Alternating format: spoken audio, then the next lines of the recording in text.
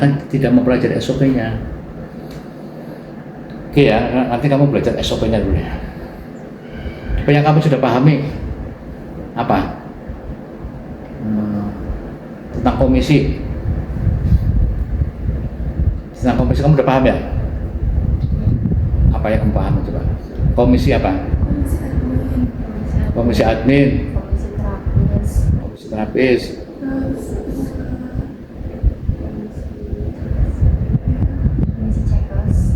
Komisi cekas berapa persen?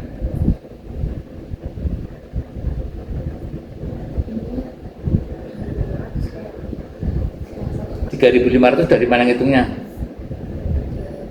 Kamu lihat kata siapa 3.500 itu? Lihat di kolomnya 2.500 apa 3.500 gitu. Iya, itu kan kita tinggal ngasih kolomnya yang di depan, nanti otomatis ke jumlah sendiri pakai rumus Excel, jadi belum tak lihat itu belum lihat, belum tahu dasarnya ya. Jadi gini, komisi itu 5% dari jumlah pendapatan. Jadi misalnya gini, cekes apa? Cekes apa? Gula darah berapa?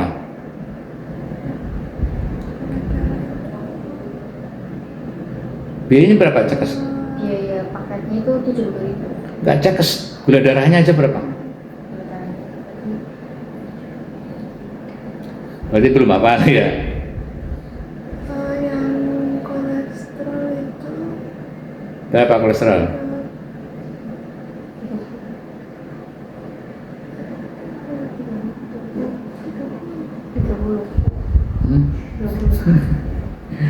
Ya gini. Jadi gini, kamu sebagai admin itu harus tahu ya, tarif itu kamu udah tahu harga. Katanya marketing make atau produk, harga harus tahu. Ya, kalau nggak tahu gimana kamu? Belum tahu ya? Kalau yang jelas itu belum tahu. Terus rata-rata pasiennya juga ngambilnya paket kan, jadi kayak ya 70.000. Terus kalau misalnya tentang bekam ini sedikit tahu. Maksudnya nggak hafal banget semua, cuma tahu yang sering di. Oh nggak boleh. 1 minggu itu harus sudah hafal ya. Kamu harus hafal. Kalau orang jangan dipaksa untuk ngambil paket semua dong. Kalau dia nggak ngambil, dia butuhnya cuma saya mau cek asam urat aja, ya asam urat aja. Lah boleh kamu nawarin supaya ambil semua boleh, tapi harus tahu. Oke ya, kata-kata itu ya. Jadi masalah harga pastikan kamu tahu semua. Tidak tahu semua harga. Udah apa harus lihat dulu harga-harga terapi.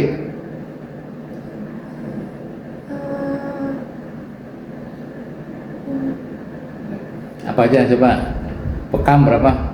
bekam 11.66. Oke. Bekam per titik dulu. Per titik berapa? Titik 6.000. Bekam kering. Bekam kering? 1.4.000. Basah 6.000. Panggilan? Panggilan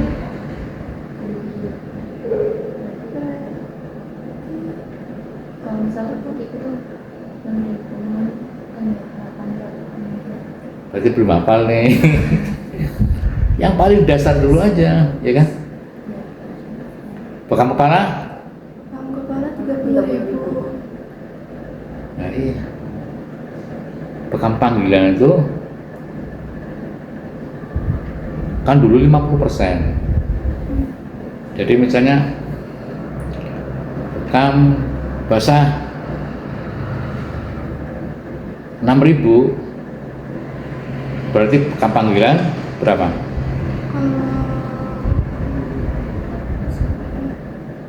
50% biasanya. Kalau panggilan itu kenaikannya 50%. Kalau bekamnya itu 6.000, kalau panggilan berarti berapa? Kalau yang itu Pak, yang 6.000. Ya kan? Kan bekam bahasanya 6.000. Iya. Begitu dipanggil 9.000. berapa? 9. 9.000. Karena 50%. Nah, berarti kalau bekamnya 4.000, panggilannya berapa? 6.000. Tinggal dikalikan jumlah titiknya kan gitu. Betul? Pijit urut berapa? Pijit urut 150. 150. Serius? Yakin? Pijit urut 150. Yakin? Iya. Masih ragu-ragu. Ngapa ngeliat? Gimana admin ini? Iya 150 iya, benar. Kalau misalnya syarat baru 107. Iya, udah mantep berarti itu. Jangan ragu-ragu lah. Kamu kalau ditanya orang ragu, gimana? Itu namanya belum jadi ilmu. Ya, Masih apa? baru mari awang-awang itu. Betul. Kalau ditanya gurah hidung berapa? Kurang hitung itu 100.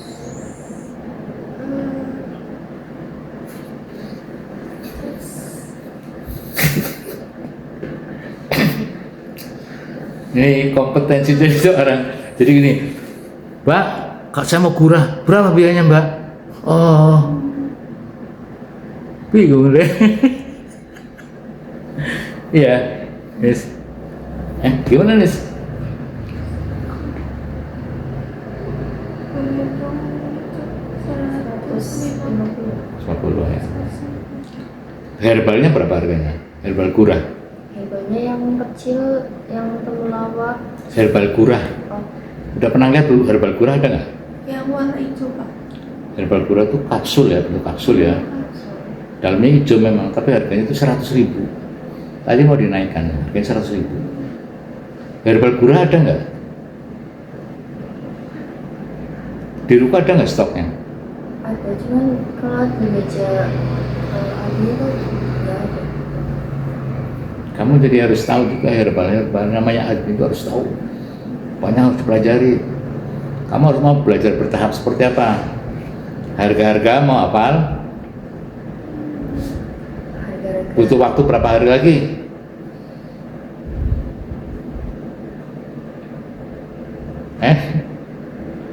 Kamu ketika nanya itu nggak ada yang pernah nanya, gitu, nanya harga apa? Ada nggak? Ada. Yang nanya harga ada? Nanya gimana? Kalau misal pasien baru itu mau gurah hidung, itu langsung tanya harga berapa? Nanya harga. Ya. Harganya kalau mau gurah itu gurahnya 150, herbalnya 100.000. Jadi kalau dikasih nanti Pak, nanti herbal gurah itu 100.000 untuk apa fungsinya? Untuk menuntaskan. Kak, gurah kan sakit, udah pernah gurah belum? Gurah itu sakit. Jadi kalau kamu nanya, pasiennya nanya, Pak, gurah sakit apa enggak? Kamu jawabnya gimana?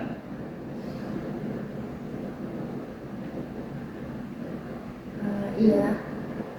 Jawabnya tuh awal-awal emang sakit, tapi nanti kalau misal udah keluar semua jadi mendengar nggak mau pernah. Jadi enak.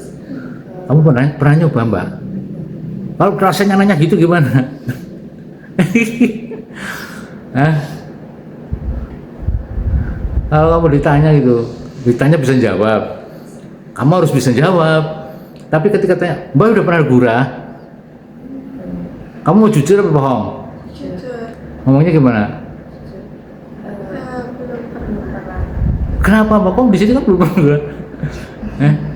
Karena emang pernah ikut pijat-pijat gitu kayak bekam juga, terus kayak gitu. Kecuali pas kecil dipijat ini kaki kayak Ya jadi gini, ini kamu jadi admin itu. Jadi admin itu jangan bohong. Ya, tapi kamu bisa menjelaskan seolah-olah sudah pernah gitu loh. Kata yang sudah kan begitu judulnya. Karena kalau kamu harus berbohong nanti kamu luntur semua. Motonya jadi hancur dong. Kan harus jujur. Tapi kalau ditanya harga jangan bohong. Ya apa adanya harganya kan gitu. Masa kamu bohong harga. Ya, Mbak, saya mau guranya ada apa aja tuh? Gurah di situ. Gurah hidung, gurah mata, gurah telinga. Gurah hidung berapa lama, Mbak? Gurah hidung itu sekitar 1 jam paling lama. 1 jam. Ini admin itu walaupun belum praktek, yang bagusnya sih praktek sih, nanti dilaksanakan kayak apa ya, supaya bisa menjelaskan. Bagus juga praktek karena kamu nanti akan melatih orang untuk bisa gurah gitu. Ya, oke ya. Jadi pastikan harga-harga kamu harus hafal. Jadi pertemuan sama Bapak berikutnya kamu udah hafal. Ya.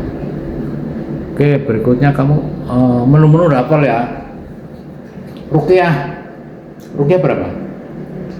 Itu tergantung sama ruqyahnya itu apa dulu, kayak misalnya santet, terus apa ya?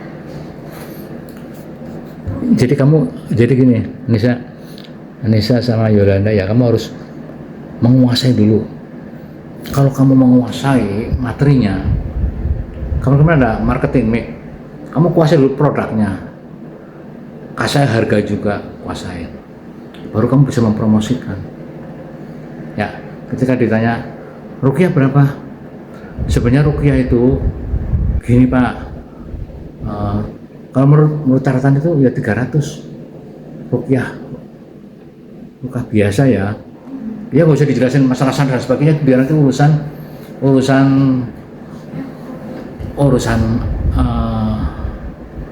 konsultan. Karena nanti lama-lama kamu kan bisa menjelaskan. Jadi kalau ruqyah itu 300.000. Ya. Uangnya untuk kemana uangnya? Kamu harus tahu itu. Uangnya masuk MDM, ke Majelis Dzikir Mustajabah. Ya. Jadi ini bukan semata-mata usaha uang ruqyah, bukan bagian dari usaha kita sebenarnya. Itu bagian dari yang kita bagikan. Ya, jadi luas gitu. Kayak pembersihan rumah dan sebagainya, biar konsultasi sama, nanti kasih tahu aja nomor bapak ya. Kalau mau nanya-nanya gitu, kasih nomor bapak. Bapak mau konsultasi ke bapak, silakan, nomornya bapak ada. Di sana ada nggak ya? Di sana tuh ada pusat kan, ada tuh kantor pusat, nomor itu. Ya oke. Ada yang ada gambar rumahnya itu loh, itu kan ada nomor teleponnya kan, bawahnya 0858 7855 399 ya. Oke, jadi kalau yang nanya kaitan ruqyah bisa dikasih nomor bapak. Ruqyah itu hari apa aja? Setiap hari. Ustadz tuh masuk hanya Senin, Selasa, Rabu, Kamis. Ya, Jumat dia nggak masuk. Sabtu, Minggu nggak masuk. Jadi nanti ruqyah pun harus di sini posisinya, tidak boleh lagi di sana lagi.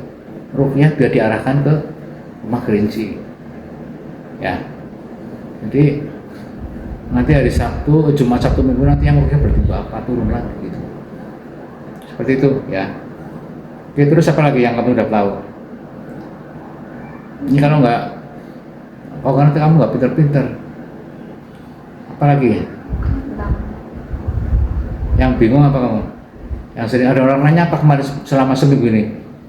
Yang kamu harus nanya sama Mas O atau Mas apa, ada nggak? Apa? Tentang apa? Tentang itu kan pas cekes ternyata ada kayak peringan gitu dengan hasil cekesnya. Dia jadi Mas Abu. Terus pas saya ngisi itu saya minta ngisi lagi karena takut barangkali salah gitu kan, salah taruh apa sih jumlah ini hasilnya, hasil cekesnya, terus baru ditandatangan, ternyata dimasukin ke amplop, ada amplop lagi, baru dikasihkan ke pasien. Ke pasiennya. Kamu jelasin nggak waktu itu Waktu cekes itu apa? Misalnya apa sih? Hasilnya maksudnya? Iya. Cekes apa itu dia? Cekes paket. Paket. Gula, terus kolesterol sama asam. Kamu isi sendiri, manual isinya? Iya, manual. Pakai selang. Tapi waktu itu kan biasanya langsung dijelasin kan di situ? Iya, dijelasin. Dia apa tuh? Tinggi apa rendah? Kamu udah bisa jelasin? Bisa. Tapi waktu itu yang jelasin Mas Hugo, karena itu kan Mas Hugo kan sebagai konsultan ya, terus saya juga belum terlalu bisa. Ya, jadi gini, kamu tuh harus tahu semua ya. Dari admin Mas Yugo itu, jadi gini, mungkin tak kasih penjelasan dulu nih. Jadi sebelum kamu datang, Mas Yugo itu diundang untuk jadi admin. Ya. Cuman Mas Yugo tidak selesai di laporan. Dia nggak bisa membuat laporan karena proses pembelajarannya mungkin agak berat bagi dia. Makanya diundang kamu. Jadi admin itu nyaris harus tahu semua. Ya, cuman karena admin itu berat, makanya tahap pertama ini ada 3 tuh. Kamu, Yolanda, sama Mas Yugo. Tapi nggak akan selamanya seperti itu. Ini hanya proses pembelajaran aja. Karena admin yang lama sebelum Mas Yugo itu ya sendirian. Harus mampu menjelaskan, gitu. Ya, paham ya maksudnya ya? Jadi kamu proses pembelajaran mau berapa lama? Kira-kira berapa lama kamu punya kemampuan? Gitu loh. Ya, cuman admin itu berat loh. Karena mikir berat, tapi nanti kalau udah biasa, oke aja. Ringan-ringan aja kalau udah biasa. Kalau pertama karena banyak jadi bahan jadi sumber informasi, maka harus tahu semua. Sementara belum bisa ya bareng-bareng bertiga gitu harus sama belajar. Mas Yugo harus belajar hitung-hitungan, kamu yang belajarnya bersifat kualitatif. Mas Yugo kan nggak menguasai itu hitung-hitungan tuh. Nah, kamu harus bisa semua. Ya, Yolanda ini kan baru belajar yang bersifat kuantitatif kajiannya. Nanti diajarkan yang bersifat kualitatif. Nah, Nisa juga gitu nih, Nisa belajar ya, belajar bikin kajian. Kan sebenarnya itu kajian itu kan hanya penjelasan dari laporan kas, ya enggak? Jadi nanti kamu sampai akhirnya punya kemampuan sendiri. Kamu bisa bikin laporan kas, bisa bikin kajian, itu. Sekarang nih gantian, kamu coba belajar jadi kajian. Atau nanti kamu belajar bareng-bareng gitu ya, gitu ya. Paham ya maksudnya ya, Nisa?